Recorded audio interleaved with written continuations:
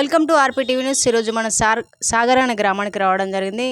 ఈ గ్రామ సర్పంచ్ గారు మనతో ఉన్నారు. పేరు వచ్చేసి మమత గారు. నమస్తే మేడం, బాగున్నారా? నమస్తే మేడం. మా విలేజ్ వచ్చేసి సాగరం గ్రామం, జఫర్గఢ్ మండల్, జనగాం డిస్టిక్.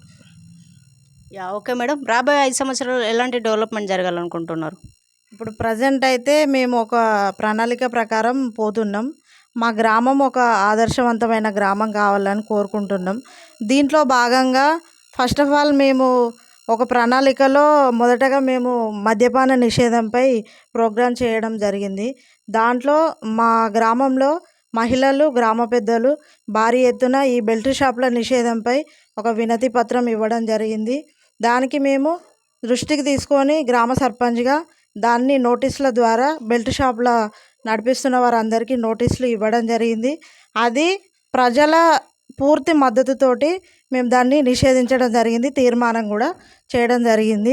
ఇప్పుడు వచ్చే 5 సంవత్సరాలలో గ్రామంలో ప్రతి ఒక్క చిన్న ప్రోగ్రాం ద్వారా కావచ్చు, ఇంకా బయట నుంచి వచ్చే దాతల వల్ల కావచ్చు, ఊరిని కొంచెం డెవలప్ చేసి ఒక ఆదర్శ మోడల్ విలేజ్గా తీర్చిదిద్దాలన్నదే నా కోరిక, నా ఉద్దేశం. అలాగే ఇప్పుడు ఫ్యూచర్లో యూత్ వాళ్ళు ఫ్యూచర్లో చేయగలిగే ఏమైనా జాబ్స్ పరంగా కావచ్చు, మాకు వచ్చే ఫండ్స్లో కలెక్ట్ చేసి దాంట్లో సగానికి సగం మేము పేద పిల్లలకు పంచడం జరుగుతుంది. యాజ్ పర్ సర్పంచ్గా నా జీతంలో కూడా నేను వికలాంగులకు మొన్న ఎగ్జామ్స్ వచ్చినప్పుడు వారికి కొంత అమౌంట్ కూడా ప్రొవైడ్ చేయడం జరిగింది. ఇంకా 5 సంవత్సరాలలో కూడా మేము డెవలప్ చేసేటి చాలా ఉన్నాయి. బట్ ఇప్పుడే కదా మేము 6 మంత్స్ ఎక్స్పైర్ అయిపోయింది.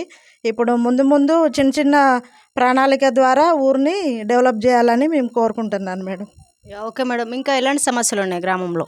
చాలా సమస్యలు ఉన్నాయి. ఇంతకుముందు పాలకవర్గంలో అయితే అంటే ఈ జీపీకి వచ్చిన సర్పంచులందరూ వచ్చిన ఫండ్స్ని వారు తిన్నారా ఏం చేసిల్లో మాకు తెలియదు. కాకపోతే ఊరి డెవలప్మెంట్ అనేది జరగలేదు, ఇప్పటి వరకు అయితే జరగలేదు.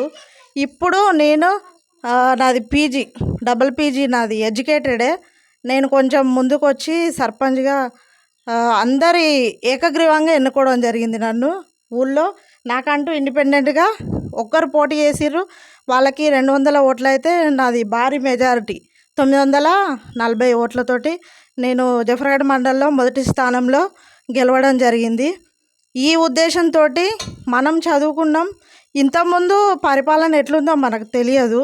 ఇప్పుడున్న సిచ్యువేషన్ను బట్టి మన ఊర్లో ప్రతి సమస్యను, ఇంటింటి సమస్యను కూడా వార్డు మెంబర్ల ద్వారా తెలుసుకోవడం, వారికి ఎలాంటి సమస్య ఉందో వారు నా ఇంటికి కానీ గ్రామ పంచాయతీకి కానీ వచ్చి తెలియజేయడం ద్వారా వారి సమస్యను పరిష్కరించే కోణంగా నేను ప్రత్యేకంగా వాళ్ళ కోసమే పనిచేయడం జరుగుతుంది. సమస్యలు అంటే చాలా ఉన్నాయి. దాదాపు ఇండ్లు లేవు, దాదాపు పెంకుటి ఇండ్లు, రేకుల ఇండ్లు, దాదాపు చాలా వరకు ఈ సాగరం గ్రామంలో పేదలే ఎక్కువ ఉన్నారు. వ్యవసాయం చేసుకునే వాళ్ళు తక్కువ ఉన్నారు. వాళ్ళు కూళ్ళకి వెళ్ళి బ్రతికే సిచ్యువేషన్ ఇక్కడ ఉంది. వారికి ఏదన్నా గవర్నమెంట్ తరపున ఇంకేదన్నా జాబ్స్ ఉంటే ఈ ఇచ్చే ఉపాయం గవర్నమెంట్ సహకరించాలి. అలాగే ఇందిరమ్మ ఇండ్లు రాని వాళ్ళు ఉన్నారు, వచ్చిన వాళ్ళు ఇంకా కట్టకుండా ఆగిపోయినాయి. వాటికి కూడా కొంచెం గవర్నమెంట్ సహకరించాలి. ఇంకా మా ఊళ్ళో ప్రాబ్లమ్స్ అంటే దాదాపు గల్లీకి రోడ్లు లేవు మేడం. ఇంతకుముందు 30 ఏళ్ళ కింద కడియం శ్రీహరి వేసిన అవే రోడ్లు, ట్యాంకర్స్ వాటి మీదనే ఉండే. ఇప్పుడు తిడుగు నుండి జఫర్గఢ్ క్రాస్ వరకు ఉన్న రోడ్డు అయితే 30 ఇయర్స్ అవుతుంది. అది కడియం శ్రీహరి వేసిన రోడ్డే. ఇప్పుడు మొత్తం టోటల్గా డ్యామేజ్ అయిపోయింది. దాన్ని మేము సార్ దృష్టికి తీసుకెళ్ళినాం, శాంక్షన్ కూడా అయింది. దాని మరమ్మతు కోసం ఇంకా 2 మంత్స్ అయితే అది స్టార్ట్ అయిపోతుంది. ఇంకా ఊళ్ళో ఉన్న సమస్యను కూడా ప్రతిదీ మేము తీసుకొని దాన్ని పరిష్కరించడానికి ప్రయత్నం నేను చేస్తానని నేను మాటిస్తున్నాను. ఓకే మేడం, పాలకవర్గం కోసం ఏం చెప్పాలనుకుంటున్నారు? పాలకవర్గం ఇప్పుడు ప్రస్తుతం అయితే మాతోటి చాలా బాగా వర్క్ చేస్తున్నారు.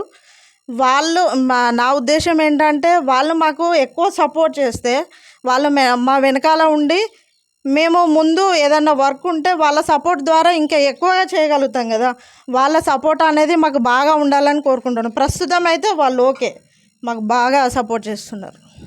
ఓకే మేడం, మీకు ఏకగ్రీవంగా ఎన్నుకున్న మీ ప్రజల కోసం ఏం చెప్పాలనుకుంటున్నారు? నేను ఒక్కటే చెప్తున్నా, నేను ప్రచారం చేసిన దగ్గర నుంచి మొదలు పెడితే నేను సర్పంచ్గా గెలిచి ప్రమాణం స్వీకారం చేసి అంతవరకు నా ప్రజలు నా వెన్నంటే ఉన్నారు. వాళ్ళు నాకు ఇంతగా సపోర్ట్ చేసిల్లంటే నేను గెలవడానికి కేవలం కారణం వారి యొక్క ఓటే. వాళ్ళు ఎటువంటి సమస్య వచ్చినా కూడా నా దగ్గరకు వచ్చి అడిగితే నేను అది ఖచ్చితంగా ప్రయత్నం చేసి ఆ సమస్యను తీర్చిదిద్దే విధంగా నేను ముందుకు సాగుతానని నేను మాటిస్తున్నా గ్రామ ప్రజలకు. Okay madam, last and final మా ఛానల్ ద్వారా ఎవరికైనా మీరు ఇంకా మాకు సహకరించినట్లయితే మా గ్రామాన్ని ఒక మోడల్ విలేజ్గా తీర్చిదిద్దడమే నా లక్ష్యంగా నేను భావిస్తున్నాను. Thank you madam, thank you very much. So ఇదండి ఈరోజు ఇంటర్వ్యూ చూస్తున్నాను RP TV news. Thank you.